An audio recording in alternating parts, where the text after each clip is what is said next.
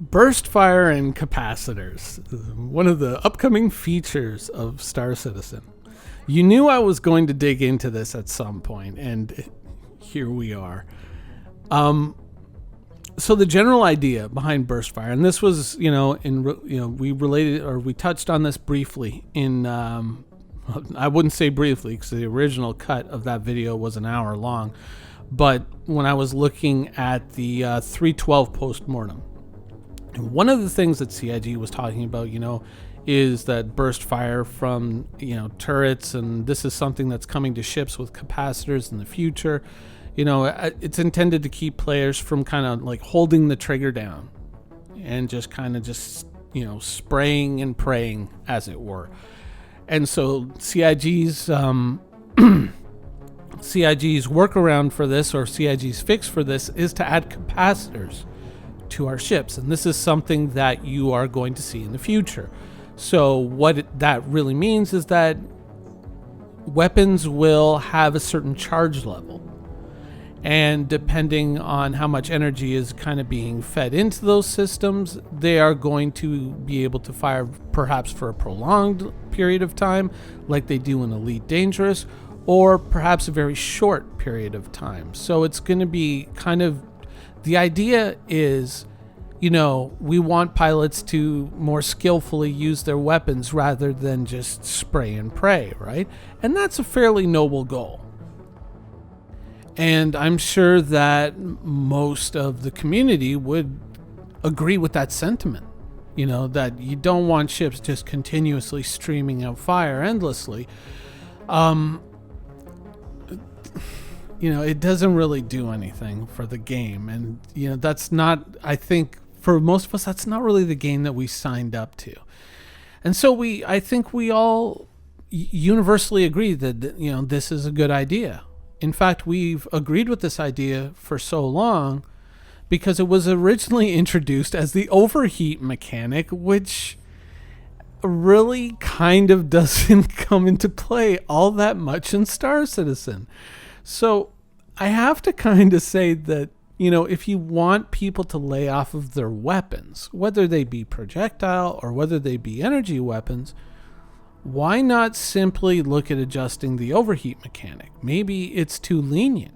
Maybe it needs to be a little bit more, a little bit more imposing on the player, change the curve of overheating so you can fire a large burst, but then you have to take a longer amount of time to wait for the barrel or the focusing crystals or whatever you want to call them in your sci-fi tech. You want to give them a period of time for them to cool down, and if you don't, then you could have weapon malfunctions from minor inconveniences to catastrophic, depending on how you abuse or use the weapon.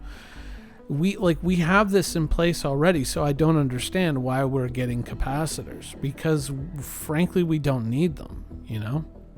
Certainly with a projectile weapon, I mean, you're talking about if we're talking about firing bullets with a chemical propellant, there's wear and tear on the barrels, there's possible wear and tear on the mechanisms that load and reload and eject the spent casings and all of that.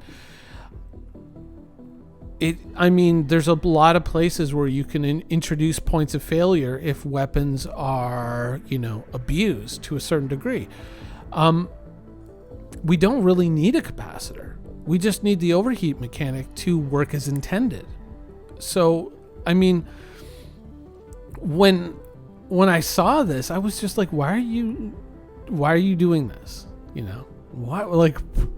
Why are we talking about weapon capacitors when we don't even need them? We technically already have the mechanism to limit this type of activity in the game. We just don't use it, or we don't use it nearly forcefully enough. And I think that we're not really at a stage in the game where you want to get too complex and too layered with things, because we're not exactly sure how a lot of these balls are going to bounce, we're not exactly sure how all these things are going to work together. And so over investing in all these deep layers of, we're going to have an overheat mechanic, but we're also going to have weapon capacitors and all of that. I mean, right now what the game needs is to kind of move the ball down the field, so to speak. It needs, we need progression, we need progress, and we need new systems in the game.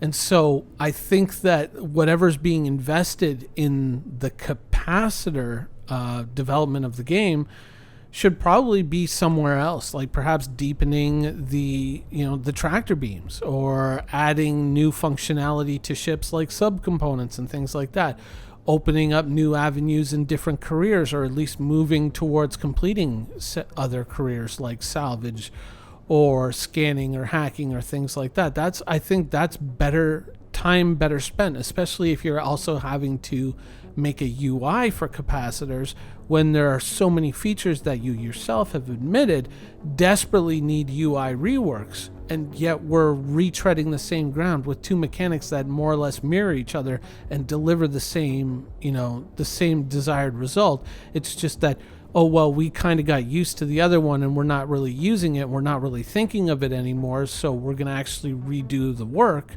to introduce another mechanic which does the same thing that the first mechanic does, but it's a new idea, so we want to try it out. To me, it makes no sense. It's times like this that when you look at these things and you see CIG developing these things, and everyone's here for the same reason. Like, we all agree in general, in principle, with the ideas that Chris Roberts is pushing forward. We all agree with that, right? But the methods sometimes come into question. I feel that, we're kind of spinning our tires here with things like this. There's a lot of things that have kind of come and gone over the years, different ideas that were proposed and maybe saw a small or a large amount of work that didn't pan out, and we're very familiar with these concepts. And certainly in a dev blog, more or less, the post-mortem, where you're talking about not wanting to retread the same work over and over again for the IAE Expo, and kind of getting things settled a lot earlier and not having to waste time doing the same work over and over again. Well, this is at its heart, this is the very idea. This is the living, breathing example of once again doing that. And you have to kind of question these things and say, is this really a smart idea? Are weapon capacitors really what we need in Star Citizen? And I would say that we can achieve the same things through the heat mechanics that already exist in the game. So why do it twice? Are we going to end up in a place where we both have to consider heat and weapon capacity and things like that? Do we really need to go there at this time? No, I would argue that maybe one day in the future, that could be some interesting layered mechanics, certainly. But for right now, I would argue that there are much more beneficial things to be working on than weapon capacitors. Because realistically, it's not going to do anything that you couldn't already have done with a pre-existing mechanic. It's an asinine waste of time. One of the problems with very protracted game development times, like very long game development times, is that games and their systems and the way that they function and the software even that they're written on changes over time. And when we're so rapidly closing in on a decade of game development invested into Star Citizen, at some point you're going to you're going to get to a place where you're like, well, we can't do it with the system that we have, so now we have to rework the entire system to bring it up to the new standard. And stop me if any of this sounds familiar, but we've actually kind of hit this point multiple times in Star Citizen's development in different areas, and we've had to go back and look at work and say, oh no, we have to redo that now. I mean, they were just talking about it with the UIs, and building blocks being kind of related more to the cry engine than it is to lumberyard, and having to use those kind of antiquated or maybe not so perfectly suited tools for lumberyard to make these adjustments to building blocks. Now they're talking about starting from square one and redoing the whole system for lumberyard, but that wasn't part of their mandate for this iteration of the menus. I think that was specific to refineries, what they were talking about in our interfaces that we deal with in refineries. But you get to a point where you have to kind of rework all these systems, and especially when you don't have the core game finished, you can end up in a place where realistically nothing gets done because you're constantly having to redo and rework and refinish things. I mean, and that's kind of one of the bigger problems with Star Citizen itself. Is one of the things that we talk about so many times is that none of the ships in Star Citizen, none of the flyable starships that we have are actually finished. They're all missing components, functionality, systems that they're supposed to have, and they simply don't have. We have ships in game that literally can't do anything, that are trapped because their main feature is something that has not yet been implemented in the game. But we keep having to go back and rework and redo things again and again and again because we've been here for so long that some of this stuff is just aging out. It's at the end of its rope. And so you have to start to kind of question these ideas, like, oh, hey, we got a great new idea. Here's a great new system that we're going to throw into the game. Hover mode. Here's a great new system that we're going to throw into the game. Capacitors, things like this. And it's just like, no. Like, we have ships that fly through space. Good. Let's move on and bring in more and more of that functionality. We can go back and we can rework these systems once the game is more or less done. Many games that have been finished have been adjusted multiple times after release, and some of the games like MMOs, I mean, are completely unrecognizable from their release versions. I mean, a perfect example of that is like if you were to go out and you were to play classic World of Warcraft now and then go and play retail for a week, you'd be like, oh my god, it's almost an entirely different game, almost an entirely different experience.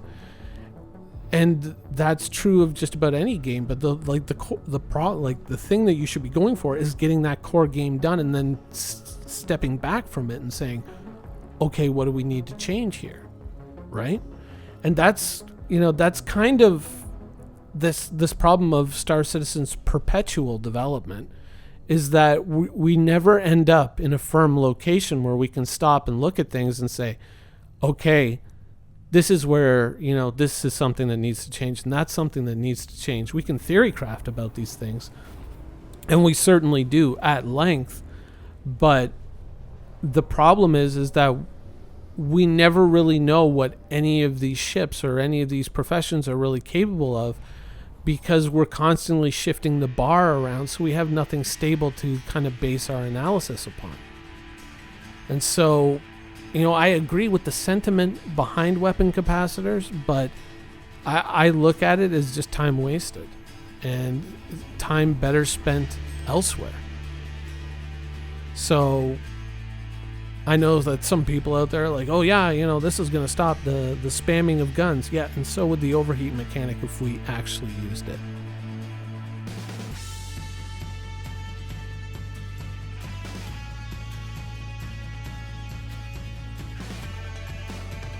Thank you for watching. So if you want to keep up with the latest and greatest in Star Citizen and Squadron 42's development, please follow us on our social media channels.